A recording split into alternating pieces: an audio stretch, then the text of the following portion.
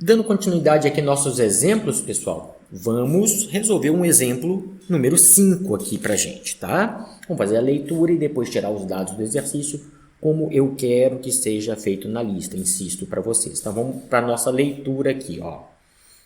Ele fala no problema aqui, 2 barras, uma de zinco e outra de ferro, apresenta a 0 graus Celsius comprimentos de 110 centímetros e 110,2 centímetros, respectivamente.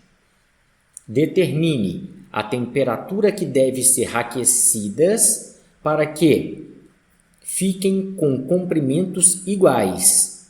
Os coeficientes de dilatação linear do ferro e do zinco são, respectivamente, 1,2 vezes 10 a menos 5 graus Celsius a menos 1 e 2,5 vezes 10 a menos 5 graus Celsius a menos 1. Olha, vamos ver aqui nos dados do problema, com bastante cuidado, as informações que o texto me traz. Então, nós vamos escrever aqui primeiro os dados do problema, relendo o texto, tá? Então, dados do problema. Quero que vocês sempre façam isso. Dados do problema. Vamos ver quais são os dados desse cara. Ele fala que eu tenho 2 barras, uma de ferro e outra de zinco. As duas estão a temperatura de 0 graus Celsius, ó. 0 graus Celsius. Essa é a temperatura inicial do meu problema. Então, eu tenho uma temperatura inicial de 0 graus Celsius. De 0 graus Celsius, está aqui. O que mais que eu tenho desse problema? Ele fala que, respectivamente, o tamanho do zinco é 110 centímetros e o tamanho do ferro é 110,2 centímetros. Isso no começo, isso quando estava 0 graus Celsius. Então, a gente vai anotar essas duas coisas. O tamanho inicial do zinco, que vai valer 110 centímetros, e o tamanho inicial do ferro. O tamanho inicial do ferro, que vai valer 110,2 centímetros. Nota que a barra de ferro é um pouquinho maior que a barra de zinco. É isso que ele está me contando.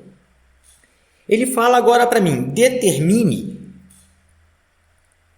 a que temperatura devem ser aquecidas para que fique com os comprimentos iguais. Ele quer saber, se ele me deu a temperatura inicial, ele quer saber a temperatura que ele deve ser aquecida, ele quer saber qual é a temperatura final que esses 2 caras devem estar para que eles tenham o mesmo tamanho. Então, a gente está procurando aqui, a minha pergunta é, qual é a temperatura final desse cara?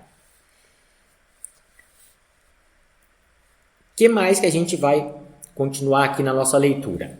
Ele fala assim, ó, os coeficientes de dilatação linear do ferro, primeiro agora é do ferro, toma esse cuidado, tá? Então, o primeiro coeficiente de dilatação linear que ele está entregando, esse 1,2 ali, é do ferro. E o segundo coeficiente de dilatação que ele vai me dar é do zinco, porque estão respectivamente. Então, vamos lá de novo. O alfa, que chama coeficiente de dilatação do zinco, vale 2,5 vezes 10 a menos 5. Vezes 10 a menos 5 graus Celsius a menos 1, que é a unidade que ele está me dando ali.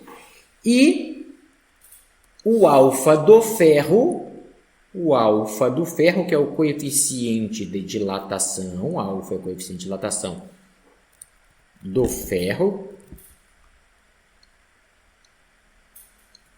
é igual a 1,2 vezes 10 a menos 5 também. Está anotado ali no texto de cima. Graus Celsius a menos 1. E olha a pergunta desse cara. Vamos grifar a pergunta desse cara. Determine a que temperatura... Olha aqui. Determine... Vamos de outra cor. Determine a que temperatura... Ah, então tá. Determine a que temperatura está aqui já. Esse cara aqui. Devem ser aquecidas para que fiquem com comprimentos iguais. Essa é uma situação que ele está impondo. Então, vamos ver. Ele está impondo que os comprimentos devem ser iguais. Que comprimento? O comprimento final, obviamente. Então, nós vamos partir para a nossa solução daquele grifo em amarelo. A gente vai partir da nossa solução daquele grifo em amarelo. Então, a solução vem do lado de cá, ó. Solução. Para vocês deixarem seus cadernos e suas listas organizadas. O que ele quer que tenha na solução com, assim, absoluta certeza? Ele quer que os comprimentos sejam iguais. Então, ele está falando para mim que o Li do ferro tem que ser igual... Opa, não, mentira minha, né? O L final do ferro, agora sim, o L final do ferro vai ter que ser igual ao L final do zinco. Então, essa é a condição lá, o grifo em amarelo, ó, estou trazendo da mesma cor aqui para baixo. É isso. Então, eu vou sumir com esse amarelo, que não é uma cor boa de letra de ler, e vamos partir para o nosso problema. Eu sei escrever o L final, para várias coisas que a gente já fez aí, né? A nossa fórmula para calcular o L final, se vocês olhem lá no caderno, olhem na anotação da gente, toda vez que eu quero calcular o L final, vou anotar aqui, mas a gente já vai apagar, só para poder lembrar, tá? Eu quero saber o L final aqui, ó, L final de alguma coisa vai ser igual ao L inicial mais alfa, L inicial de novo, delta θ. É assim que a gente calcula o L final de qualquer coisa. Foi isso que foi colocado lá na aula. Então, no lugar de LF, deste LF aqui do ferro, nós vamos escrever este cara para o ferro. No lugar do LF do zinco, nós vamos escrever esta fórmula para o zinco. Então, nós vamos usar esta fórmula. Tá? Eu falei que eu ia apagar, mas vou deixar essa formulazinha aqui do ladinho para a gente, só para a gente saber qual é a fórmula que a gente vai usar neste problema. Então, tá aqui. A gente vai usar essa fórmula aqui. Vamos para o ferro, vamos escrever essa fórmula para o ferro. O LF do ferro é o L inicial do ferro mais quem? O alfa do ferro vezes, de novo, o L inicial do ferro vezes o delta θ. Eu vou deixar delta θ por enquanto. Não vai fazer diferença para a gente por agora, tá? O que mais que eu vou fazer agora? Igual a mesma coisa para o zinco. Vou trazer só um pouquinho para a nossa esquerda esse cara aqui para caber tudo. Então, vamos fazer a mesma coisinha para o zinco. Agora os termos não são mais ferro, são zinco. Então, vai ser L inicial do zinco mais alfa do zinco, L inicial do zinco outra vez. Eu só estou olhando para aquela fórmula aqui do cantinho e copiando as coisas escrito zinco, ferro, hein? E o delta θ. Delta θ não é para nenhum dos dois. Os dois estão sofrendo a mesma variação de temperatura. Então, não existe delta θ do ferro e delta θ do zinco. O que a gente faz agora com essa expressão? Eu usei a obrigatoriedade, que era fazer essa igualdade que eu fiz aqui. Eu usei esta obrigatoriedade em amarelo e escrevi a fórmula dentro da obrigatoriedade, que tinha que falar que ferro e zinco eram iguais. Agora eu olho para essa fórmula e olho para os dados do problema. Eu olho para a fórmula e olho para os dados do problema e substituo tudo que tiver de dados nesta fórmula aqui. Vou substituir tudo que eu tenho de dados nesta fórmula. Vai ficar L inicial do ferro. L inicial do ferro, se a gente olhar aqui do ladinho esquerdo, onde estão os dados, vale 110,2. 110,2. Mais o alfa do ferro. O alfa do ferro está escrito ali também. Vale 1,2 vezes 10 a menos 5. De novo, ele manda escrever o L inicial do ferro, 110,2. Agora, ele manda escrever a variação de temperatura. Poxa, isso eu não sei. Então, deixa a variação de temperatura. Delta θ. Está aqui. E do outro lado, faço a mesma coisa para o zinco. A mesma coisa para o zinco. L inicial do zinco, 110. Está aqui. Alfa do zinco, se eu olhar ali do lado esquerdo, mais o alfa do zinco, que vai me dar 2,5 vezes 10 a menos 5. O cara fala, copia de novo agora o L inicial do zinco vezes 110 de novo, então. E agora o delta θ. O delta θ eu não sei. Então, vamos escrever delta θ. Está aqui. O que a gente pode fazer com isso aqui? Isso aqui agora é matemática. A física acabou desde que eu escrevi este termo aqui, ó. Desde que eu escrevi isso, a física do problema em si acabou. A gente está trabalhando matemática agora. Então, o que eu vou fazer com essa matemática aqui agora? Eu vou multiplicar esses dois números aqui e esses dois números aqui. Primeira coisa que a gente vai fazer nesta matemática aqui. Então, a gente vai multiplicar 1,2 vezes 10 a menos 5 por 110,2. Então, vai ficar 1,2 vezes 110,2 e eu vou achar 132,24 nesse lado aqui. Professor, e a potência de 10? Eu vou deixar vezes 10 a menos 5 por enquanto. Então, o que eu não fiz? Eu não fiz nada com o 110,2. Copia. Mas, aquela continha que eu grifei em amarelo, a gente acabou de falar que ela vai dar 132,24. Então, vai dar 132,24 vezes 10 a menos 5, porque eu não fiz nada com a potência de 10. Eu só multipliquei 1,2 pelo 110,2, tá? E o delta θ fica. Delta θ fica. Isso aqui vai ser igual, vou fazer a mesminha coisa para o outro lado. O 110 eu copio, tá aqui, mas eu faço a conta de 2,5 vezes 110. E 2,5 vezes 110 vai dar 275. Então, vamos aqui. 275 vezes 10 a menos 5, porque eu não mexi com a potência de 10. Eu só multipliquei 2,5 por 110 e deu 275. Delta θ, vou deixar quietinho. Nota que quem que a gente não sabe até agora nesse problema, não é nem a pergunta final dele não, mas quem que eu não sei nesse problema? Nesse problema eu não sei o delta θ.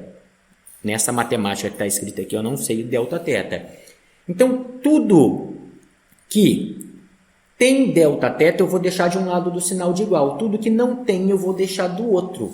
Quem que tem delta-θ? Quem que tem delta-θ é este termo que eu estou grifando aqui e este termo que eu estou grifando aqui. Esses termos eu vou deixar todo do lado direito da equação. E os termos que não têm delta-θ são esse termo 110,2 e o 110. Eu vou deixar tudo do lado esquerdo. Então, é aquela coisinha que a gente sabe. Está somando, passa subtraindo, está multiplicando, passa dividindo. Vamos fazer esse cara. Vai ficar assim. Do lado esquerdo vai ficar para mim o 110. Falei que eu ia deixar os números puros do lado esquerdo. 110,2 menos... Estou trazendo este cara para o lado de cá. Menos 110.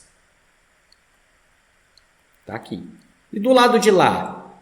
Do lado de lá ficou o que já estava escrito, o 275 vezes 10 a menos 5, delta-θ.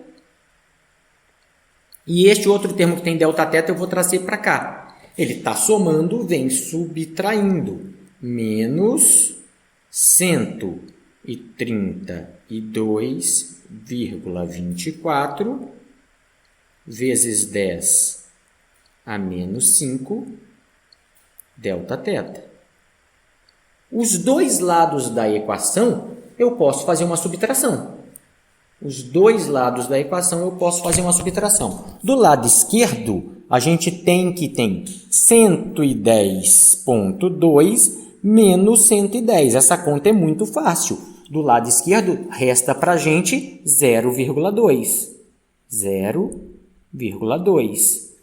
E do lado direito? Do lado direito eu vou diminuir esse cara aqui, ó, 275 vezes 10 a menos 5, de 132,24. Então, nós vamos fazer essa subtração e achar 142,76. 142,76. Tudo isso vezes 10 a menos 5. Quem? Delta-θ, que a gente está fazendo, né?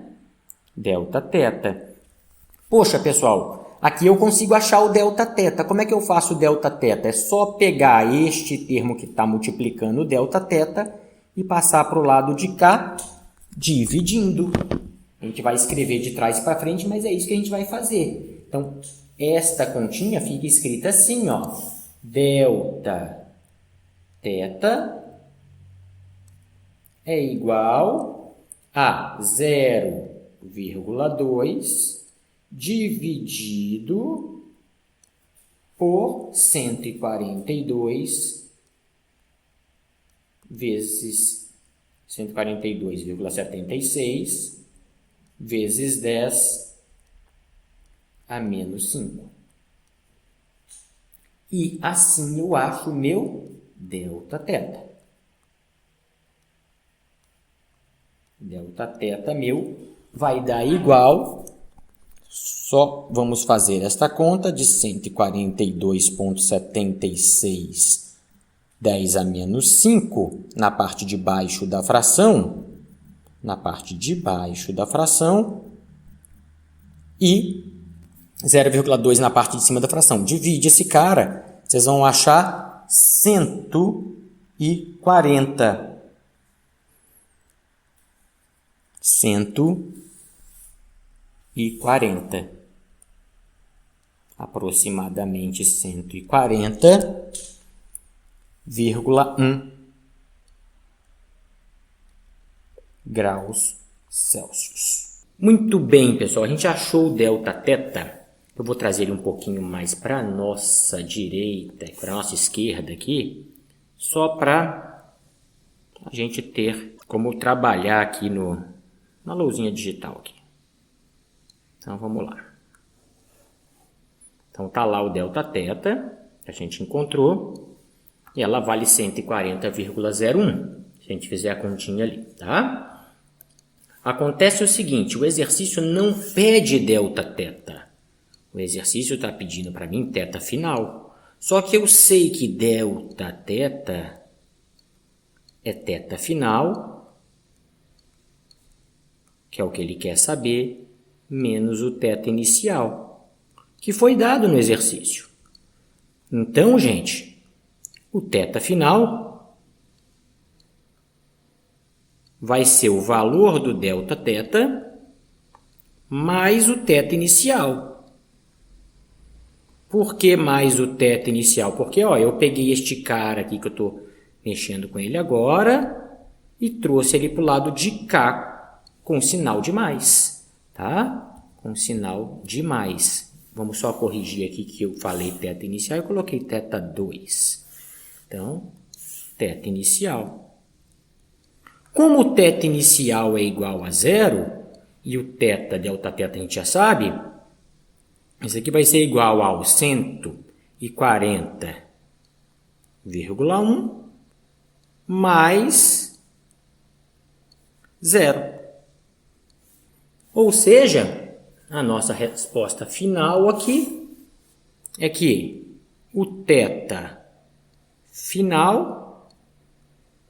final é igual a 140,1 graus Celsius. Que significa, pessoal, que quando as duas barras estiverem a 140,1 graus Celsius, elas vão ter exatamente o mesmo tamanho. Que tamanho? Dá para calcular qual que é o L final dela, mas não foi a pergunta do exercício. E sim qual temperatura que o mesmo tamanho, essa era a condição, mesmo tamanho fosse igual. Então, assim a gente encerra aqui o exemplo 5.